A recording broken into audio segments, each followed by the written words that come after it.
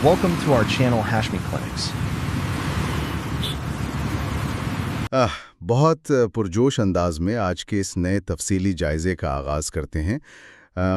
वैसे जब हम आम तौर पर अद्वियात के बारे में सोचते हैं तो जहन में क्या आता है? यही ना कि कोई गोली खाई और उसे असर दिखाने में घंटे, दिन या शायद हफ्ते लग जाएंगे। बिल्कुल ऐसा ही है, लेकिन असल में आज का हमारा मौजू एक ऐसी दवा के गिर्द घूमता है जो इंसानी जिस्म में दाखिल होते ही अपना असर महज चंद सेकंड्स में दिखाती है। जी हाँ, हम बात कर रहे हैं एक हल्के जर्द रंग के माइया की, जिसे तिब्बी इस्तिलाह में आमिलिनम निट्रोसम और आम जुबान में एमल नाइट्राइट कहा जाता है। सही कहा। और सुनने वालों को बताते चलें कि आज हम जो मालूमात आप तक पहुंचा रहे हैं उनके ज़राए बहुत मुस्तनद हैं। यानी ये प्रोफेसर डॉक्टर रिफ़त हाशमी के ज़ाती नोट्स, मटेरिया मेडिका और इलाज के हवाले से मुरतब करदा प्रोफाइल से ली गई हैं। हाँ, और हमारा बुनियादी मकसद भी आज यही समझना है कि ये हल्का जर्द रंग का माया आखिर इंसानी जिस्म में करता क्या है, ख़ास तौर पर हमारी खून की नालियों, दिल की धड़कन और आसाबी निज़ाम पर इसके फौरी और वाकई ड्रामेटिक असरात किस तरह मुरक्कब होते हैं। तो चलिए इसको खोलते हैं और समझते हैं कि कैसे एक दवा इंसानी जिस्म में दाखिल होते ही तहलका मचा देती है। देखें, सबसे पहली और अहम बात इसका फौरी जिस्मानी असर है। जैसे ही मरीज इस दवा को सूंघता है, ये सीधा हमारे वैज़ोमोटर एसाब पर असरअंदाज होती है। वैज़ोमोटर एसाब यानी वो एसाब जो हमारी खून की नालियों को फैलाने और सुकेड़ने का काम करते हैं। बिल्कुल सही। असल में होता ये है कि जिस्म की तमाम छोटी बड़ी खून की नालियां, जिसे हम आर्टेरियोल्स और कैपिलरीज कहते हैं, वो फौरन फैल जाती हैं। एकदम से फैल जाती हैं। ये सुनकर ही हैरत होती है कि इसके नतीजे में चेहरा फौरन शदीद सुर्ख हो जाता है। हाँ, फ्लशिंग होती है और सर में खून का दबाव इतना अचानक बढ़ता है कि शदीद किस्म की धड़कन यानी थ्रॉबिंग महसूस होती है। मतलब ऐसा लगता है जैसे खून जिल्द फाड़कर बाहर आ जाएगा। ये कैफियत तो वाकई किसी को भी घबराहट में मुब्तला कर सकती है। जाहिर है, इब्तिदा में दिल की धड़कन बहुत तेज और ताकतवर हो जाती है क्योंकि खून का बहाव अचानक बढ़ गया है। लेकिन ये ताकत ज्यादा देर रहती नहीं है ना? सही कहा। बाद में दिल की धड़कन कमजोर पड़ जाती है और सांस लेने का अमल भी सुस्त हो जाता है। ये जिस्म का एक कुदरती रद्द-ए-अमल है इस अचानक तब्दीली पर। यहाँ बात वाकई बहुत दिलचस्प हो जाती है, क्योंकि असर सिर्फ दिल या नालियों तक महदूद नहीं रहता। कुछ अजीब और हैरानकुन अलामात भी सामने आती हैं। अजीब अलामात जैसे मुंह की हरकत? हाँ, वो नोट्स में लिखा था कि मरीज अपने होंठ इस तरह चबाता है जैसे कोई चीज चख रहा हो। स्मैकिंग ऑफ लिप्स जिसे कहते हैं, या फिर अपने निचले जबड़े को मुसलसल चबाने के अंदाज में हिलाता रहता है। ये आसाब की एक अजीब सी कैफियत होती है। और सिर्फ यही नहीं, अंगड़ाइयाँ और जमाइयाँ लेना। आम तौर पर तो हम थक कर एक दो अंगड़ाइयाँ लेते हैं, लेकिन इस दवा के असर से मरीज घंटों तक मुसलसल अंगड़ाइयाँ लेता है और उसकी तसल्ली भी नहीं होती। सोचे कि कैफियत कितनी शदीद होती होगी कि वो दूसरों को बुलाता है कि आओ और मुझे खींचकर अंगड़ाई लेने में मदद करो। ये वाकई किसी साइफाई मूवी का सीन लगता है। साथ ही बेतहाशा जमाइयाँ और हिचकियाँ आती हैं। और हैरानगी की बात यह है कि कोमा यानी बेहोशी की हालत में भी ये जमाइयाँ जारी रहती हैं। जिस्म अपनी ज़रूरत पूरी करने की कोशिश कर रहा होता है। इसी ज़रूरत से मुझे याद आया, हवा की शदीद तलब का जिक्र भी था। मरीज को इतनी घुटन होती है कि सर्द तरीन मौसम में भी वो कपड़े उतार फेंकता है। उसे लगता है कि बस किसी तरह खुली हवा मिल जाए। खिड़कियां और दरवाजे खोलने का कहता है। गले में जो कॉलर होता है वो उसे बहुत तंग और फंसे हुए महसूस होता है। वो हर सूरत उसे ढीला करना चाहता है। ये सब आसाबी तनाव और खून के दबाव की वजह से होता है। और बसरी तब्दीलियां तो इससे भी ज्यादा अजीब हैं। बसरी तब्दीलियां यानी देखने में मसला? मतलब दुनिया के रंग ही बदल जाते हैं? बिल्कुल।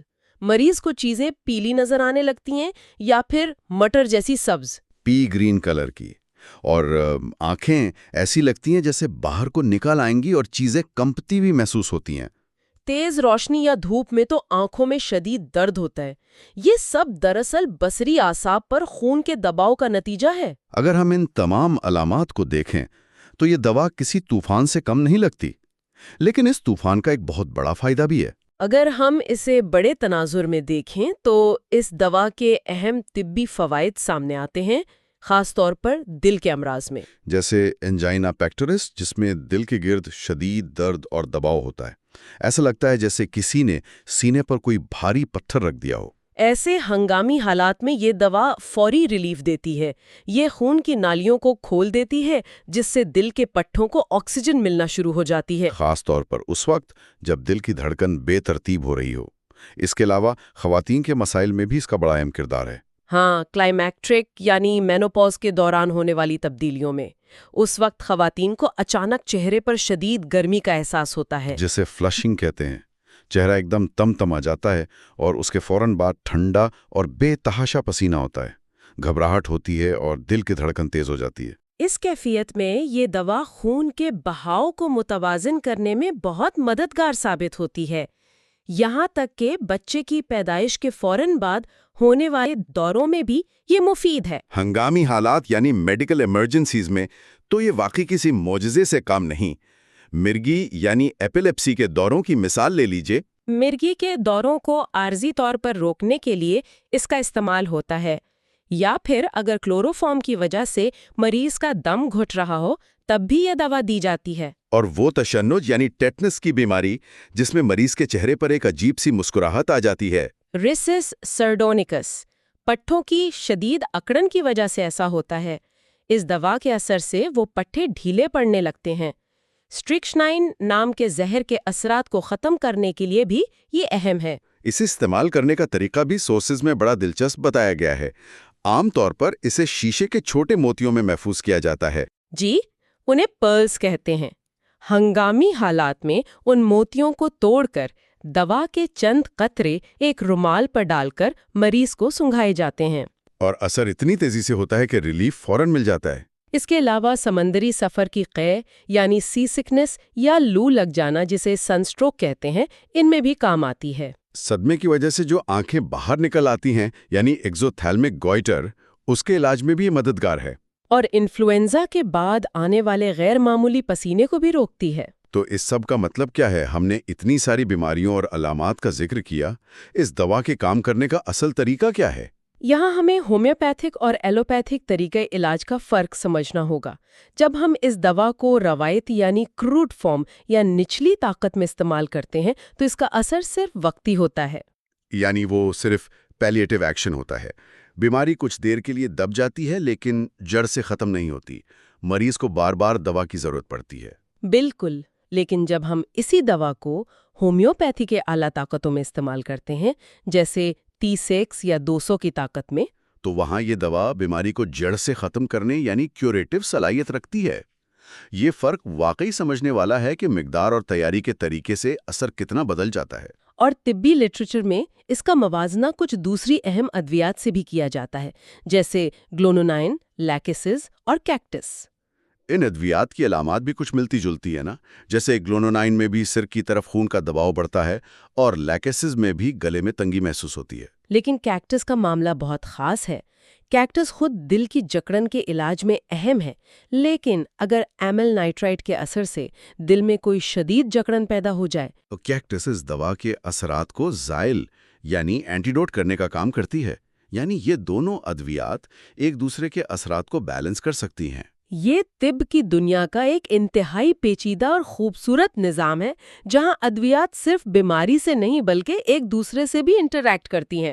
اگر ہم اس پورے تفصیلی جائزے کا نچوڑ نکالیں تو ہم دیکھتے ہیں کہ ایک پیلے رنگ کا مائع جو سونگھنے پر چند ہی سیکنڈز میں ہمارے جسم پر اپنے طاقتور اثرات دکھاتا ہے، خون کی نالیوں، دل اور دماغ کو اپنی لپیٹ میں لے لیتا ہے۔ مرگی کے دوروں سے لے کر دل کے درد تک اس کا اثر حیران کن ہے۔ ہچکیوں سے لے کر مسلسل انگڑائیاں لینے تک، امائل نائٹرائٹ انسانی جسم کے پیچیدہ رد عمل کی ایک ایسی تصویر پیش کرتی ہے جو کسی کو بھی حیرت میں ڈال دے۔ اور سننے والوں کے لیے یہ جاننا اس لیے بہت اہم ہے کیونکہ اس سے یہ ثابت ہوتا ہے کہ ہمارا اعصابی اور خون کا نظام معلومات کے طوفان اور کیمیائی تبدیلیوں کے سامنے کتنا حساس ہے۔ ایک چھوٹی سی مداخلت، بس دوا کے چند قطرے پورے جسم کے درجہ حرارت اور خون کے بہاؤ کو بدل سکتے ہیں۔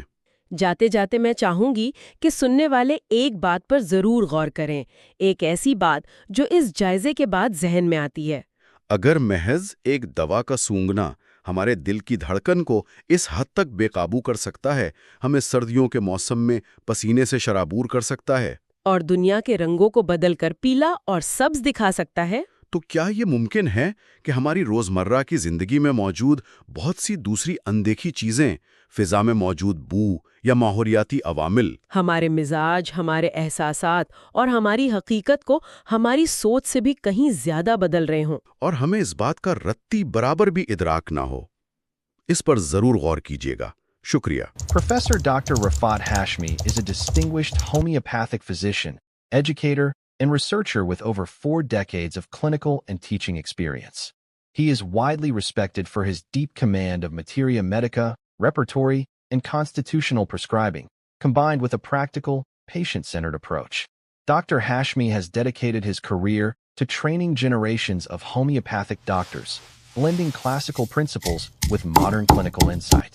He is also known for his innovative work in digital homeopathy, developing educational content, clinical tools, and AI-assisted systems to enhance remedy selection and case analysis.